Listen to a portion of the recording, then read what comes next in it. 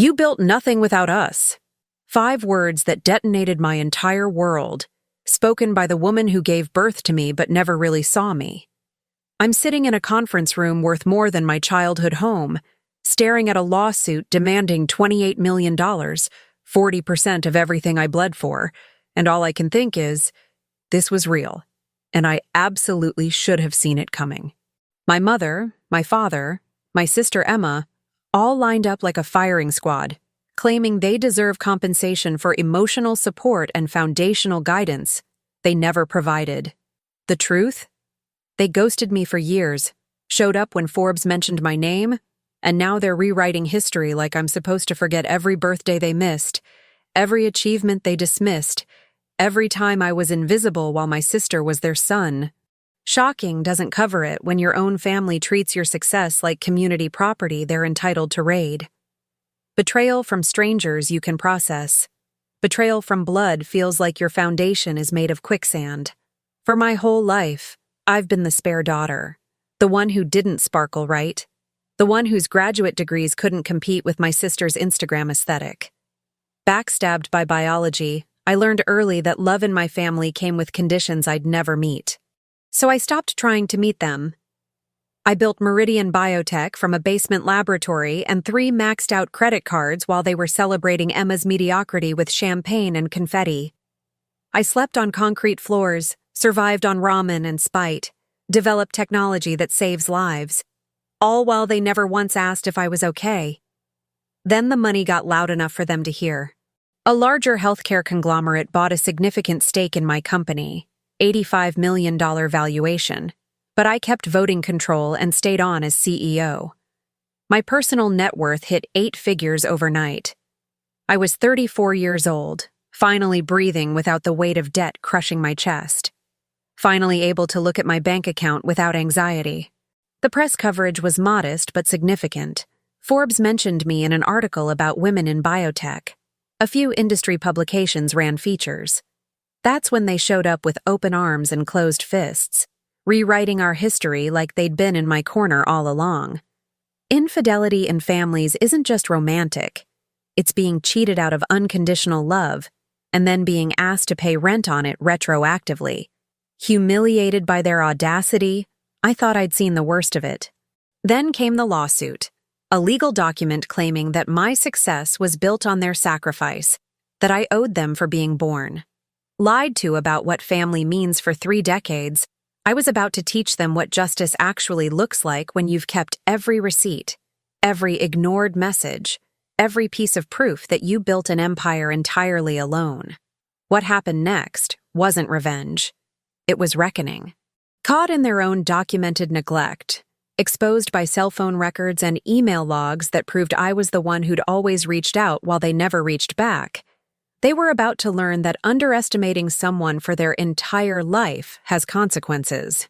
Shamed publicly by their own words, mocked by a justice system that saw through their lies, they discovered that karma doesn't just exist in motivational quotes. Then the real payback began. Not through anger or pettiness, but through something far more permanent.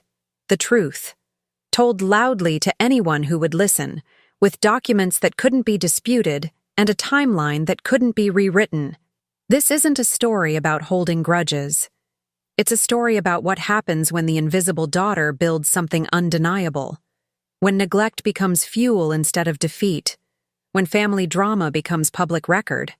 Vengeance served through courtrooms and investigative journalism, through statements they had to sign admitting they lied, through watching their reputations dissolve under the weight of their own documented cruelty.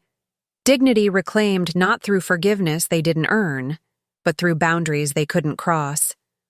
Self-worth rebuilt not from their approval, but from proving that their assessment of me was the biggest mistake they'd ever make. Secret they never knew. The daughter they ignored was keeping score in ways they couldn't imagine. Revealed in court documents, exposed in media interviews, their lies unraveled in real time while the world watched. Payback for every missed graduation, every dismissive comment, every time they chose my sister's comfort over my existence, came in the form of $28 million they'd never get, a lawsuit dismissed with prejudice, and a legacy that proved family support is optional when you're built from resilience and rage. Then, they tried to apologize, tried to reconcile, tried to pretend public humiliation had taught them lessons their hearts were too calcified to learn. And I had to make a choice: give them another chance to hurt me, or close the door permanently on people who only loved me when I was profitable. Emma's phone was already recording when I walked into that conference room. There I was, 35 years old, sitting across from the 3 people who were supposed to love me unconditionally, and all I could see were strangers wearing familiar faces. My father nodded in agreement, arms crossed like he was negotiating a business deal, while my sister captured everything on video with that same smug smile she'd worn since we were kids. On the table between us sat their lawsuit, $28 million for emotional damages and foundational support. Their lawyer, some guy in a cheap suit who looked like he'd rather be anywhere else, slid the document across the polished wood. Your parents and sister have suffered immense psychological distress watching you build Meridian Biotech, he said, like he actually believed the words coming out of his mouth. $28 million represented roughly 40% of everything I'd bled for, everything I'd sacrificed, everything I'd built with my own 2 hands while they were nowhere to be found. This wasn't just about money. This was about rewriting history, about claiming credit for a success story they'd never wanted me to write. The audacity of it all made my hands shake, not with fear, but with something I'd been holding back for years. We were always there for you, my mother continued, her voice dripping with false sweetness that made my stomach turn. Every card they'd never sent, every call they'd never made, every milestone they'd dismissed as nice, but not that impressive. It all came flooding back. Emma leaned forward, playing the concerned sister for her camera, probably already planning how to spin this for sympathy on social media. My father just stared at me with those cold eyes, waiting for me to break down like I was still that little girl desperate for his approval. But I wasn't that girl anymore. I'd stopped being her the day I realized their love came with conditions I could never meet. Foundational support? I repeated slowly, tasting each word like poison. Is that what we're calling complete abandonment now? The truth was sitting in my briefcase. Years of proof, documentation of every ignored message, every missed birthday, every time I'd reached out and gotten nothing but silence or criticism in return. Revenge isn't always loud. Sometimes it's just showing up prepared with receipts when people try to gaslight you into believing their version of reality. Theodore, my attorney, placed a steady hand on my shoulder, a reminder that I wasn't alone this time, that I had backup, that this story would end differently than every other chapter of my life involving these people. I wasn't alone anymore. I'd built my own infrastructure, my own team, my own family of people who actually showed up. We'll be filing a motion to dismiss this frivolous lawsuit, he said calmly, his voice carrying the weight of someone who'd seen this family drama play out in his office before. The humiliation my family was trying to inflict wouldn't land the way they planned. Justice, real justice, was about to serve them something they'd never given me: accountability. I stood up, pushing my chair back with a scrape that echoed in the too-quiet room. "We'll see you in court," I said, grabbing my briefcase and walking toward the door with my head high and my dignity intact. My mother called after me, something about family and forgiveness and how I was being dramatic, but I didn't turn around. Payback was coming, and it wouldn't be through shouting matches or emotional manipulation. It would be through something far more permanent: the truth. What they didn't know yet was that this lawsuit wasn't just going to fail. It was going to expose every lie they'd built their narrative on, and the world was about to watch. The memory hit me as I left that conference room, 8 years earlier, sitting alone in my tiny Seattle apartment on my 27th birthday. I'd waited all day for my phone to ring, checking it obsessively like some pathetic kid hoping Santa Claus was real. Nothing. Not a text, not a call, not even a Facebook post from the people who were supposed to know me better than anyone. I'd made reservations at a restaurant for one, ordered takeout instead, and spent the evening staring at a cupcake from the grocery store with a single candle that I couldn't bring myself to light. That was the night something inside me finally broke. Or maybe it finally healed. I still can't decide which. My Uber driver that night, a guy named Marcus, noticed I'd been crying. "Tough day?" he asked gently, not prying, just offering basic human kindness. When I mentioned it was my birthday, he insisted on stopping at a convenience store, ran inside, and came back with a scratch-off lottery ticket and a candy bar. "Nobody should be alone on their birthday," he said, refusing to let me reimburse him. A complete stranger showed me more love in 5 minutes than my family had in 27 years. That ticket didn't win anything, but Marcus's gesture won something bigger. It showed me that the problem wasn't me. It was them. I'd spent my whole childhood convincing myself I was the problem, that if I just tried harder or achieved more, they'd finally see me. Every straight-A report card that got a casual, "That's nice," every academic award that got buried under Emma's social media posts about her new car or vacation. The truth about family betrayal is that it doesn't happen all at once. It's death by 1,000 paper cuts, each small enough to question, but together they form a pattern you can't ignore. My 27th birthday wasn't special because something dramatic happened. It was special because nothing happened at all, and that silence spoke louder than any argument ever could. Later that week, I'd called my mother, thinking maybe they'd forgotten and a reminder would help. "Oh, honey, we've just been so busy with Emma's engagement party planning," she'd said, like that explained everything. My sister's engagement, which would happen 2 years later, was apparently more important than my actual birthday happening in real time. Karma has a funny way of keeping score, though neither of us knew it yet. The universe was taking notes on every slight, every dismissal, every moment they chose her sunshine over my shadow. I remember hanging up that call and making a decision that would change everything. I wasn't going to beg for scraps of affection anymore. I wasn't going to shrink myself to fit into their narrative where Emma was the star and I was the supporting character nobody remembered to write lines for. Cheated out of a real family, I decided to build a real life.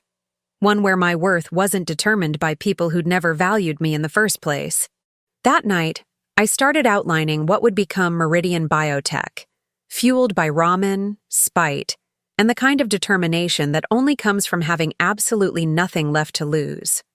What I didn't know then was that this seemingly small moment, this quiet birthday alone with a stranger's kindness and a family's silence, would become the origin story of everything that followed. Reclaiming your self-worth doesn't happen in one dramatic moment. It happens in the quiet decision to stop waiting for people to see your value and start building something they can't ignore. That birthday wasn't just the end of hoping my family would change. It was the beginning of me realizing I didn't need them to, and that realization was more powerful than any weapon they'd try to use against me later. Growing up, I used to think families were supposed to be fair, like there was some unwritten rule that parents loved their children equally. Then Emma was born, and I learned that some kids are just born under a spotlight while others get used to the shadows. When she took her first steps, there was a photographer. When I graduated summa cum laude from college, there was a phone call that lasted 4 minutes, I timed it, where my mother mostly talked about Emma's new apartment. The favoritism wasn't subtle. It was the background music to my entire childhood, playing on repeat until I stopped hearing it because it hurt too much to acknowledge. Every achievement I earned felt like shouting into a void. I'd bring home academic awards, research opportunities, scholarships that paid for my entire education, and the response was always some version of, "That's nice, but don't get too proud." Meanwhile, Emma posted a selfie and got a family group chat full of heart emojis and "You're so beautiful" comments. Family drama shouldn't start in childhood, but mine did. And the shocking part was how normalized it became, how I learned to expect nothing so I wouldn't be disappointed. The pattern became crystal clear during my master's graduation. I'd invited them months in advance, sent reminders, even offered to pay for their flights. "We'll try to make it," my father said, which I should have known was code for, "We're not coming." They didn't try. But 3 weeks later, They threw Emma a surprise party because she'd gotten a promotion at her marketing job, a promotion that came with a title change and no additional salary. I showed up because I was still trying to be a good sister, still hoping that maybe if I supported her, they'd eventually support me. What I got instead was watching my parents give a toast about how proud they were of her real-world success, while I stood in the corner with my graduate degree that apparently didn't count. Humiliated doesn't quite cover what it feels like to realize you're the spare tire in your own family, only useful when the favorite isn't available. I remember Emma once saying, "You're so lucky you're smart. You don't need attention like I do." She actually believed that intelligence was some kind of consolation prize for being unloved, like my brain compensated for their neglect. I couldn't believe how easily they justified it, how my mother would say things like, "Emma needs us more," as if need was the only measure of deserving. By my mid-20s, I'd stopped competing for their affection because I finally understood the game was rigged. Every phone call was about Emma's problems, Emma's achievements, Emma's needs. Shamed for wanting acknowledgement, I learned to go silent, to stop sharing my wins, to build a life they knew nothing about because it hurt less than hoping they'd care. Dignity meant walking away from a table where I was never truly invited to sit. But walking away didn't mean I stopped achieving, it meant I started achieving for myself, and that shift changed everything. What they never understood was that invisibility gave me a superpower. I learned to build without needing validation, to succeed without requiring applause. While Emma was being shaped by their praise, I was being forged by their neglect. Vengeance wasn't even on my mind yet. I was too busy surviving, too focused on proving to myself that I mattered even if they never saw it. But their favoritism planted seeds that would eventually grow into something they couldn't control, a version of me that didn't need them anymore, that thrived in spite of them. And that version was about to build something they'd spend years trying to claim credit for. Meridian Biotech started in a basement laboratory I rented with money from 3 maxed-out credit cards and a prayer.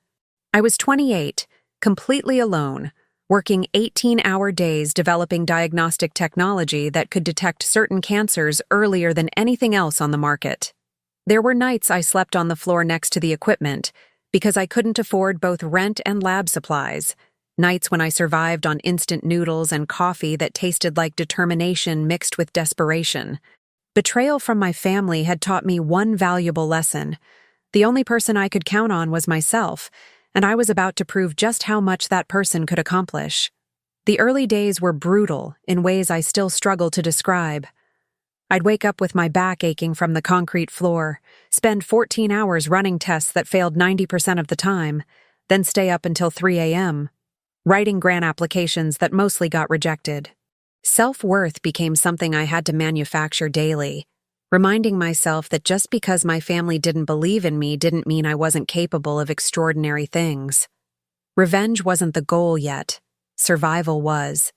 But every small success felt like proof that their assessment of me had been wrong all along.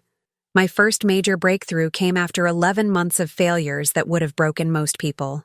The diagnostic panel I'd developed showed 93% accuracy in early detection trials, numbers that made investors actually return my calls. But success didn't come with champagne and celebrations. It came with more debt, more risk, more nights wondering if I was insane for betting everything on this vision nobody else could see yet.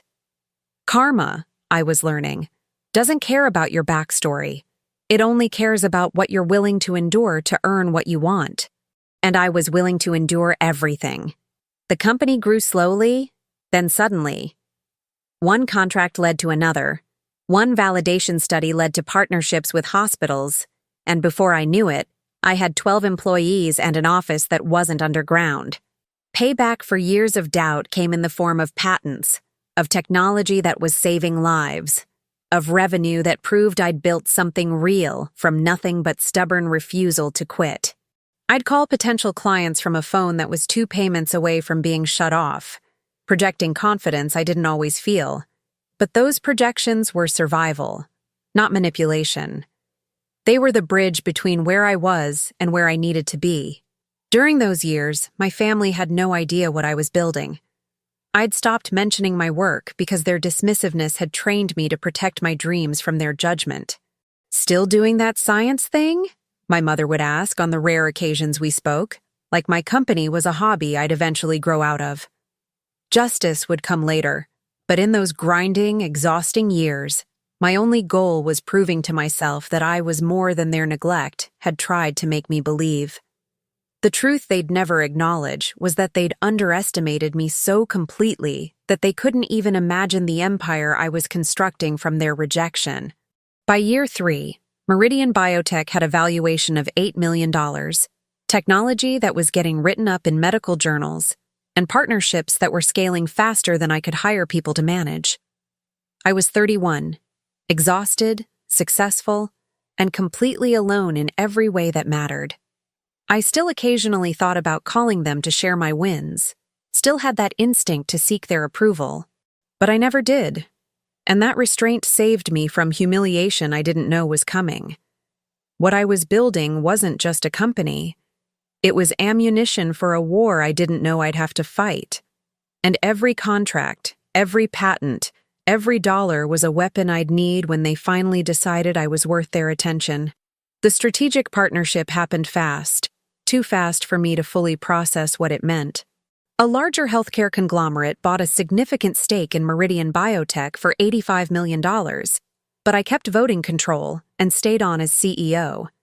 The company was now valued at $73 million, and my personal stake translated into an 8-figure net worth.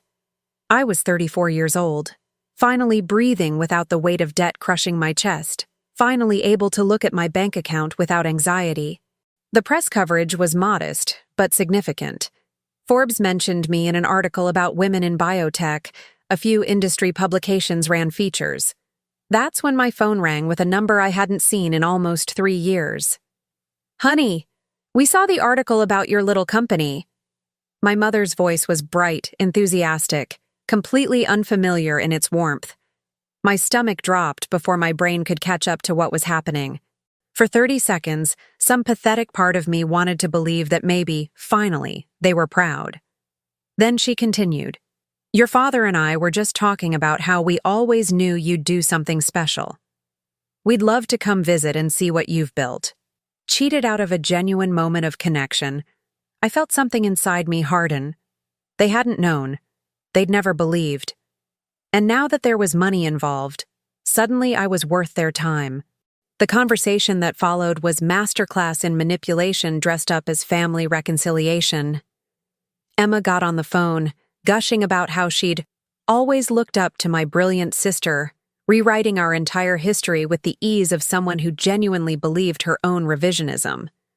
My father mentioned that they'd sacrificed so much to give me a stable foundation for success, as if absence counted as support and neglect counted as parenting. But belief and reality were colliding, and I was watching them craft a narrative where they were somehow essential to my success. "We were thinking," my mother said carefully, "that maybe we should discuss how the family could be more involved in your business. After all, you wouldn't be where you are without our emotional support over the years." There it was, the real reason for the call. Family betrayal takes many forms, but weaponizing blood relation for financial gain has to be among the most shocking. They weren't calling because they missed me or because they were proud. They were calling because they saw dollar signs and wanted their cut of something they'd never invested in. I played along at first, too stunned to do anything else. They visited my office, took pictures with me for their social media, posted about their brilliant daughter to friends who'd probably never heard them mention me before. Emma brought her husband and asked questions about equity and business structure that made my CFO raise his eyebrows. My father wanted to consult on expansion strategies despite knowing nothing about healthcare or biotech. The humiliation wasn't that they wanted money, it was that they genuinely seemed to believe they deserved it, that showing up after the hard work was done entitled them to rewards they'd never helped me earn. The final straw came 3 weeks after their first visit. my lawyer called to tell me that my family had engaged an attorney and were exploring their options regarding compensation for foundational support provided during the development phase of Meridian Biotech. Translation: they were going to sue me. Revenge wasn't something I'd been planning, but they were about to discover that underestimating me for my entire life had been their biggest mistake. Karma doesn't always strike immediately, but when it does, it brings receipts. I told Theodore to prepare for war because justice wasn't just about winning in court. It was about making sure everyone knew exactly who built this empire and who showed up only when there was something to take. Theodore Matthews was the kind of attorney people hired when they were serious about winning and didn't care about playing nice. Within 48 hours of being served with my family's lawsuit, he had a strategy mapped out that would systematically dismantle every claim they were making. They're alleging $28 million in damages for emotional support and foundational guidance, he said, reading through their filing with an expression somewhere between amusement and disbelief.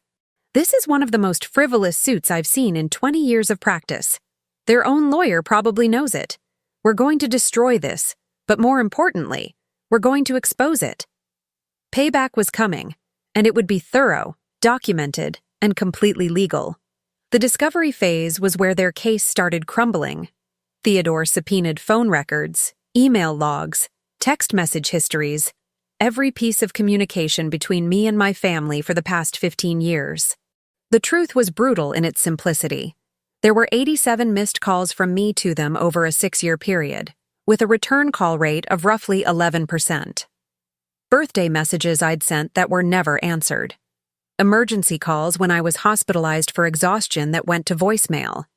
Meanwhile, their phone records showed hundreds of calls between them and Emma, elaborate group chats I was never included in, family events I was never invited to. Betrayal is one thing. Having it documented in cell phone data is another level entirely. We filed our motion to dismiss with prejudice, attaching evidence that read like a prosecution's dream. Screenshots of messages where I'd reached out and been ignored. Photos from Emma's elaborate birthday parties where I wasn't present, not because I chose to miss them, but because I was never invited. Bank records showing that I'd funded my entire education and business without a single dollar from them. The most damning evidence was an email my mother had sent to a friend 3 years earlier. We don't hear much from our oldest daughter. She's very independent and doesn't seem to need us.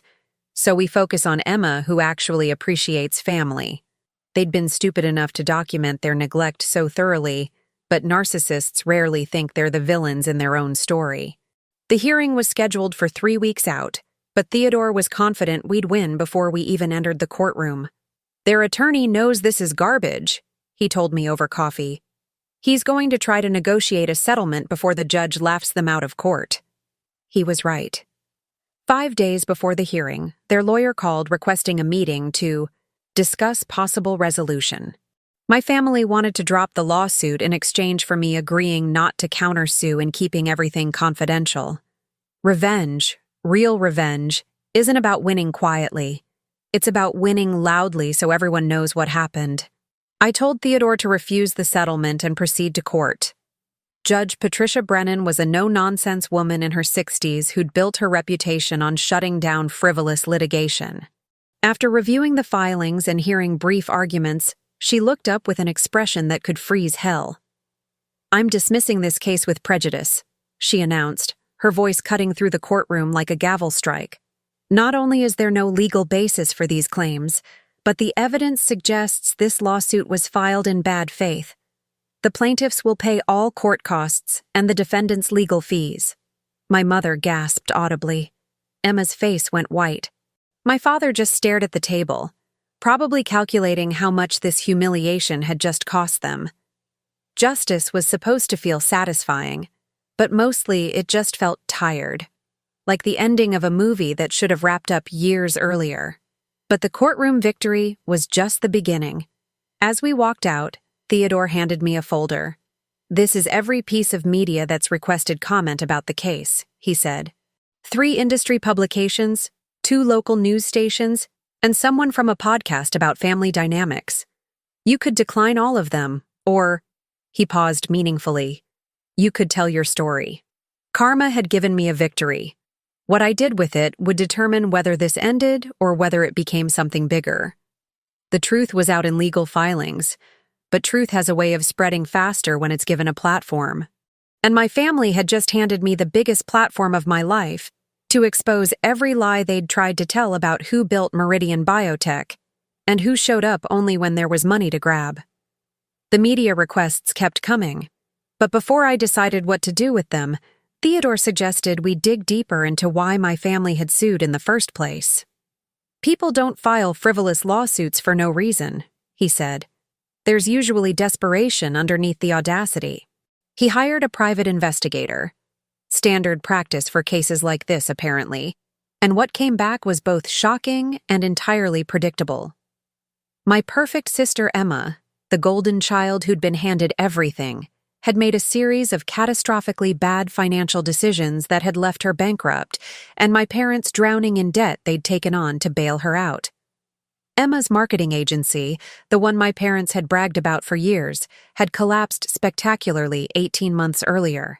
She'd taken out business loans she couldn't repay, mixed personal and business expenses in ways that were probably illegal, and eventually filed for Chapter 7 bankruptcy. But the bankruptcy didn't cover everything. She'd borrowed heavily from my parents, who'd taken out a second mortgage on their house and drained their retirement accounts trying to save her failed business. The infidelity of it all was staggering. While I was building something sustainable, they were burning money trying to maintain the illusion that Emma was successful. Cheated by their own favoritism, they'd bet everything on the wrong daughter and lost. The investigator's report read like a financial horror story. My parents had over $400,000 in debt, mostly from trying to fund Emma's lifestyle and business failures. Their house, the one I'd grown up in, the one that had always seemed like a symbol of their stability, was underwater by almost $200,000. Emma's husband had filed for separation after discovering she'd forged his signature on loan documents. The family drama I'd escaped had spiraled into a financial nightmare, and instead of acknowledging their mistakes, they'd decided to sue me for money they'd convinced themselves I owed them. They really believed they could win, Theodore said, showing me evidence of emails between my parents and their attorney.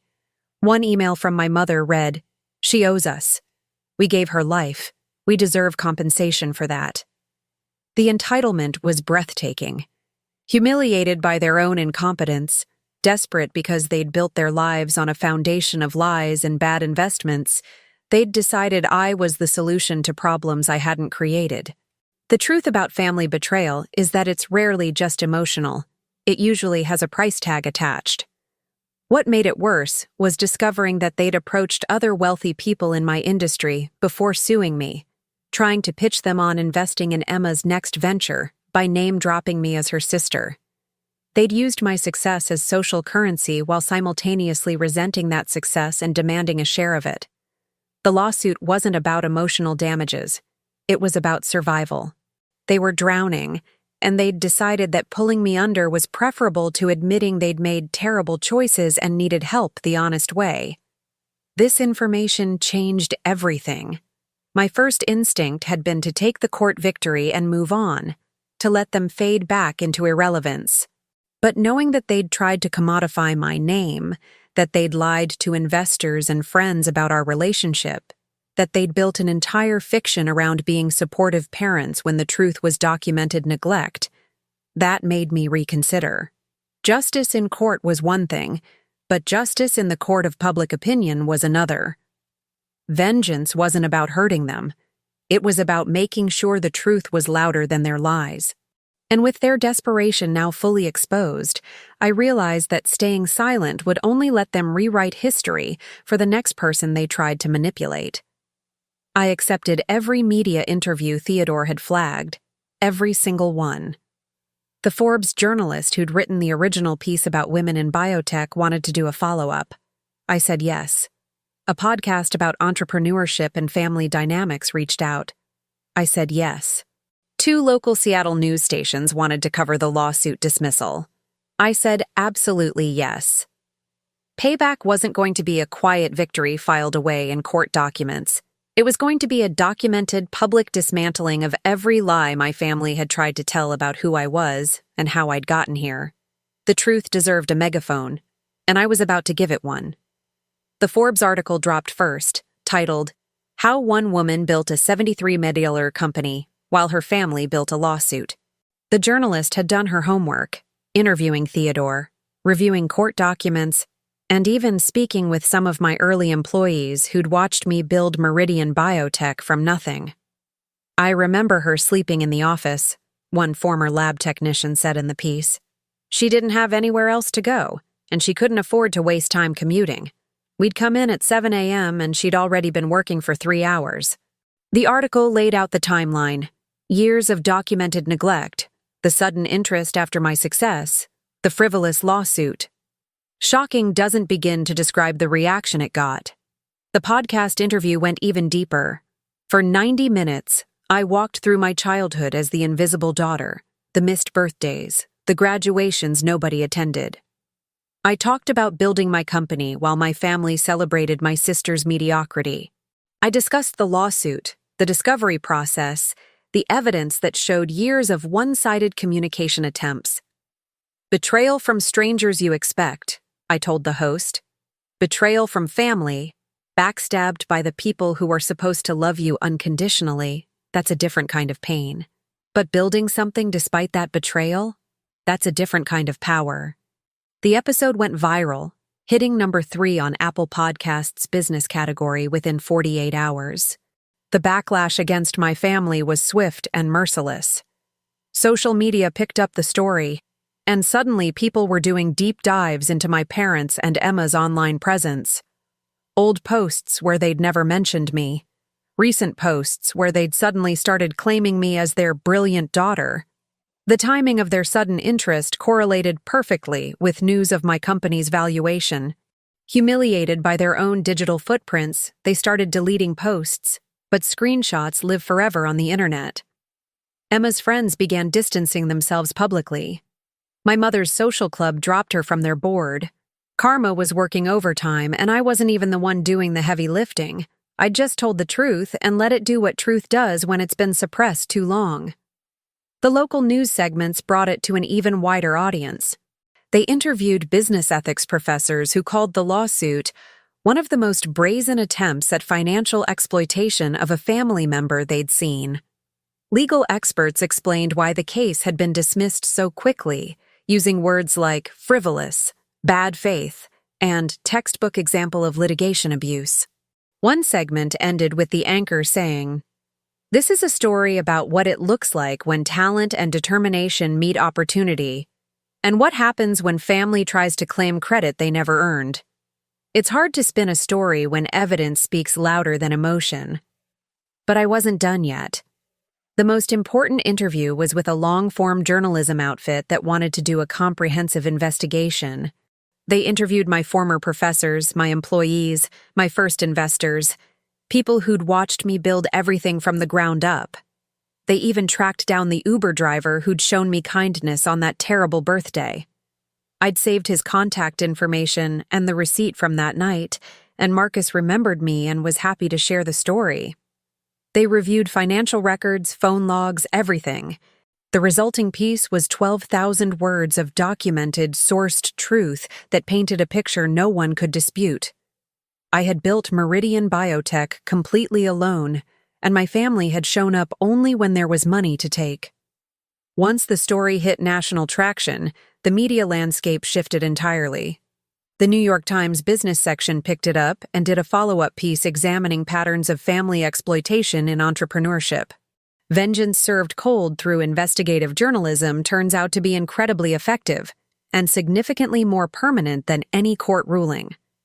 3 weeks after the investigative piece published, Theodore got a call from my family's attorney, a different one this time, because the first guy had apparently dropped them as clients. "They want to settle," he told me with barely concealed amusement. "They're willing to pay your legal fees and issue a public apology if you'll agree to stop giving interviews." I sat with that offer for exactly 10 seconds before responding. "No settlement without accountability," I said. "If they want this to end, the apology needs to be specific, documented, and permanent. I want them to admit, in writing, exactly what they did and didn't do." The negotiation that followed was exactly as uncomfortable as you'd imagine. My parents, Emma, and their new lawyer sat across from Theodore and me in a conference room that felt designed for this kind of humiliation. My mother had aged 10 years in the month since the lawsuit started. My father looked smaller somehow, and Emma couldn't make eye contact. "We're prepared to acknowledge certain misunderstandings," their attorney began carefully. Theodore cut him off immediately. "No misunderstandings. No vague language. Your clients will state, clearly and factually, that they provided no financial support, no emotional support, and no foundational involvement in the building of Meridian Biotech. They will acknowledge that their lawsuit was without merit and filed in bad faith." The statement took 6 hours to negotiate, with my family trying to soften every sentence and me refusing to let them water down a single word. The final version was brutal in its honesty. We, the undersigned, acknowledge that our daughter and sister built Meridian Biotech without any financial, emotional, or foundational support from our family. We acknowledge that we were largely absent during her formative years and throughout the building of her company. Our lawsuit claiming damages for support we did not provide was filed without merit and in bad faith. We deeply regret our actions and take full responsibility for attempting to claim credit for achievements that belong solely to her. Backstabbed one final time by having to sign their own confession, they probably thought this was the worst part. They had no idea what was coming next.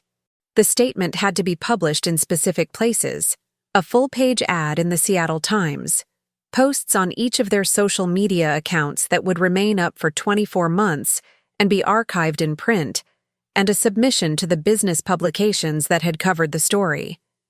They also had to pay my legal fees, all $173,000 of them, plus the costs of the investigation. My father looked physically ill when he signed the agreement. My mother cried, but not the manipulative crying I'd seen my whole life. This was the crying of someone who'd finally realized they'd lost. Emma just looked humiliated, which was appropriate considering the humiliation they'd tried to inflict on me had boomeranged back with interest. Justice doesn't always feel good, but sometimes it feels necessary. The day the statements went live was surreal. The Seattle Times ad was impossible to miss. Half a page in the business section, my family's names and signatures at the bottom. Social media erupted. People screenshot the posts before they could have second thoughts about deleting them, which they couldn't do anyway, per our legal agreement. The story crossed state lines, and the New York Times business section did a follow-up piece titled, "A Public Reckoning When Family Exploitation Meets Accountability." Shamed publicly by their own words, they'd learned what revenge looks like when it's executed perfectly legally and entirely deserved. But the real payback wasn't the statement or the media coverage or even the money they had to pay. It was watching their social circle evaporate. My mother got dropped from her book club. My father lost his position on a nonprofit board. Emma's LinkedIn endorsements disappeared one by one as people distanced themselves from the family that had sued their own daughter for being successful. Karma didn't need my help anymore. It was running on autopilot, and every consequence they faced was a direct result of choices they'd made. The truth about family betrayal is that it doesn't stay hidden forever, and when it comes out, it brings accountability with it. They wanted their names attached to my success. They got their wish, just not the way they'd imagined. What struck me most was how different this felt from the court victory. Winning in court was satisfying but private. This, watching them have to publicly acknowledge their lies, watching their reputations crumble under the weight of their own documented behavior. This was what real accountability looked like. Dignity means not just defending yourself, but making sure the record is set straight permanently. They'd tried to rewrite history to make themselves heroes in a story they were never part of. Instead, they'd become a cautionary tale about what happens when you neglect someone until they succeed, then demand credit you never earned. And that tale would follow them for the rest of their lives, a permanent reminder that vengeance doesn't have to be cruel to be complete. I thought the public statement would be the end of it, the final chapter in a story I'd never wanted to write. Then, 2 months later, Emma tried one more time. She sent a handwritten letter to my office, somehow got past security, and left it at reception. "I know I don't deserve your forgiveness," it began, and I could already predict every sentence that followed. The letter was 8 pages of excuses dressed up as apology, explanations disguised as accountability.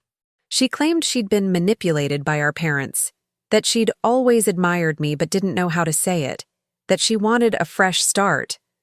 Narcissists rarely understand that apologies without changed behavior are just words on paper. The letter campaign didn't stop with Emma. My mother started sending cards, birthday cards, holiday cards, thinking of you cards, as if Hallmark could rebuild a relationship her actions had demolished. My father tried the business angle, emailing me articles about family reconciliation in the corporate world and suggesting we attend mediation together. They'd learned nothing. The humiliation of public accountability hadn't changed their fundamental belief that they deserved access to me and my life simply because we shared DNA. Family drama, I was learning, doesn't end with one decisive victory. It tries to resurrect itself every time you lower your guard. Then came the final straw. Emma filed a civil complaint claiming I'd defamed her through my interviews and that my malicious public campaign had caused her severe emotional and financial distress. The complaint was obviously going nowhere. Truth is an absolute defense against defamation. But it showed me that they still hadn't accepted reality. I realized that some people will never stop trying to make you the villain in their story, no matter how much evidence proves otherwise.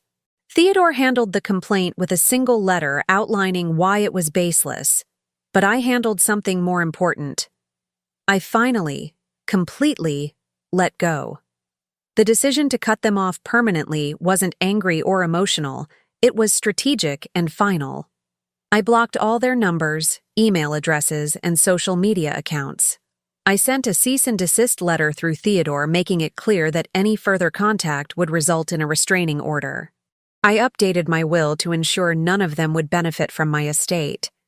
Most importantly, I stopped carrying the hope that they might change, that they might finally see me, that they might become the family I'd always wanted. Reclaiming my life meant accepting that they would never be part of it, and that acceptance was liberation, not loss. The months that followed were the most peaceful I'd experienced in years. Without the background noise of their dysfunction, I could focus entirely on building something meaningful. Meridian Biotech expanded into 3 new markets. I started a mentorship program for first-generation college students pursuing STEM careers.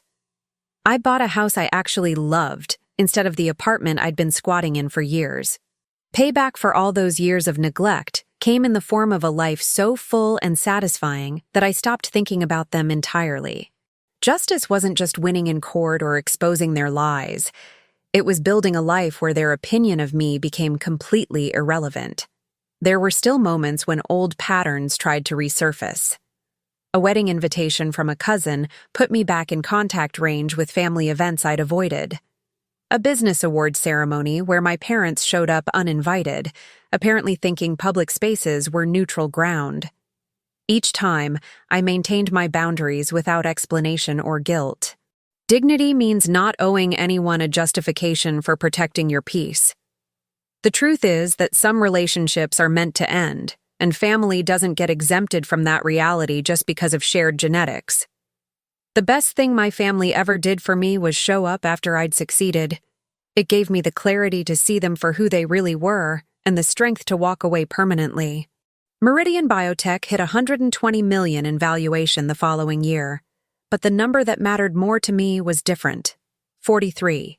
That's how many young entrepreneurs I was personally mentoring through a program I'd started called Built Alone Growing Together. Every one of them had stories similar to mine. Families that didn't believe in them, communities that underestimated them, systems designed to keep them small. Vengeance, real vengeance, isn't just about punishing people who wronged you. It's about taking the pain they caused and alchemizing it into something that helps other people avoid that same pain. My family tried to take from me. I decided to give to others what I'd never received: The mentorship program became more than I'd imagined. We connected young founders with investors, provided seed funding for promising startups, offered legal support for people dealing with family exploitation or intellectual property theft. One mentee, a 24-year-old woman named Sarah who'd built a renewable energy startup while homeless, told me, "You showed me that family rejection isn't failure. It's just clarity about who deserves to be in your success story." Her words mirrored my own journey, how universal this experience of family betrayal was, and how rarely it got discussed honestly. Karma, I was learning, works both ways. You can pass on the pain you received, or you can interrupt the cycle entirely. The press coverage of my mentorship work brought a different kind of attention than the lawsuit drama had. Business schools started inviting me to speak about entrepreneurship and family dynamics. A publisher reached out about writing a book about building businesses without family support. TED invited me to give a talk titled "The Gift of Being Underestimated." My family had wanted to be associated with my success. Instead, my success became associated with overcoming people exactly like them. Then something unexpected happened. 3 months after my TED Talk went viral, I received a message from a woman named Dr. Patricia Brennan. Yes, the same judge who dismissed my family's lawsuit. "I rarely reach out like this," her message began. "But your story stayed with me. I've presided over family exploitation cases for 2 decades, and most victims never find their voice. Your willingness to speak publicly has inspired several other people to come forward with similar situations. You've created precedent beyond the courtroom." Family trying to profit from successful relatives was apparently far more common than anyone wanted to admit, and my refusal to stay quiet was helping others find the courage to set boundaries. The most gratifying moment came at a conference where I was speaking about building resilient companies. During the Q&A, a man in his 50s raised his hand. "My son hasn't spoken to me in 3 years," he said, voice shaking. "I didn't understand why until I heard your story. I was exactly like your parents, dismissive when he needed support, interested only when he succeeded. How do I fix this?" The room went silent. I took a breath, choosing my words carefully. "You start by acknowledging what you did without expecting forgiveness. You accept that he doesn't owe you access to his life or his success. And you do the internal work to understand why you behave that way, so you don't repeat those patterns with others. Real apology isn't about absolution, it's about accountability." He nodded, tears in his eyes, and sat down. Payback isn't always about your own situation. Sometimes it's about helping others avoid becoming either the victim or the perpetrator of family betrayal. Meridian Biotech became more than a company. It became a statement about what's possible when you refuse to let other people's opinions define your ceiling. We expanded into medical devices, acquired 2 smaller biotech firms, and built a corporate culture specifically designed to support people from non-traditional backgrounds. Every hiring decision, every promotion, every company policy was filtered through one question: would this help someone like me survive and thrive? The truth about overcoming family betrayal is that it gives you a superpower. You understand exactly what it feels like to be unseen, and you can create spaces where people are fully visible. My family's rejection became the foundation for a company culture that valued people precisely because of their resilience, not despite it. 5 years after the lawsuit, Meridian Biotech went public. The IPO was oversubscribed, and the company valuation hit $230 million on the first day of trading. I stood on the floor of the New York Stock Exchange, surrounded by my team, my mentees and investors who'd believed in me when my own family wouldn't. There was a moment, just before the opening bell, when I thought about my parents watching this on the news, about Emma seeing the valuation, about all of them realizing exactly how much they'd underestimated me. Revenge would have been rubbing this in their faces. Justice was not needing to. Dignity was building something so significant that their absence from it was completely irrelevant. And vengeance? Vengeance was knowing that every person who'd told me I'd never amount to anything without family support was watching me prove them catastrophically wrong. So here's where I leave you with the question that matters. What do you do when the people who were supposed to lift you up spend decades holding you down, then show up demanding credit when you finally fly? Have you ever built something real? A business? A life? A version of yourself? Completely alone? Only to have family members emerge from the shadows claiming they were there all along? Drop your story in the comments, because I'm learning that this experience is far more common than anyone admits. And there's power in knowing you're not the only one who's been backstabbed by biology. Tell me, have you ever had to choose between keeping family in your life and keeping your sanity? Did you stay and endure? Or did you walk away and rebuild? What does justice look like to you when the courtroom can't fix the years of being invisible? When no judge can sentence people for the crime of not loving you right? I want to know what revenge meant in your situation. Was it success? Was it distance? Was it simply living well enough that their opinions stopped mattering? Because the truth is, we don't talk enough about family betrayal, about the unique humiliation of being exploited by people who share your DNA, and about what it takes to reclaim your dignity when blood relation is weaponized against you. And here's the uncomfortable question nobody asks.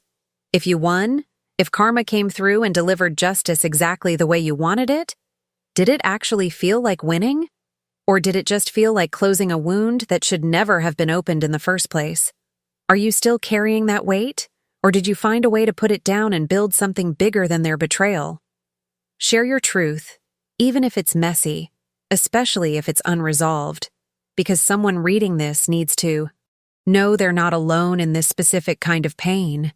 If this story resonated with you, if you've been the invisible child, the underestimated sibling, the self-made success that family suddenly wants to claim, I need you to do something for yourself right now. Subscribe to this channel and turn on notifications, because I'm not done telling stories about what happens when you refuse to let other people's limitations become your ceiling. I'm documenting the messy, uncomfortable truth about family dynamics, betrayal, and what real justice looks like when you stop asking for permission to succeed and start building empires from their rejection. Every week, I'm bringing you stories that don't get told enough. Stories about reclaiming self-worth, about strategic revenge that's completely legal and entirely deserved, about the moment you realize that dignity means walking away from people who only love you conditionally. Hit that subscribe button if you're ready for insights that challenge the myth that family is everything, for content that validates the painful truth that sometimes family is nothing but DNA and disappointment. Turn on notifications because I'm building a community of people who understand that your worth isn't determined by who claims you. It's determined by what you build when nobody's watching, and what you protect when everybody suddenly wants a piece. Your story matters. Your boundaries matter. And if nobody ever told you this, you don't owe anyone access to your success just because they're related to you, and you definitely don't owe them forgiveness for treating your achievements like theft when you stop sharing the spoils.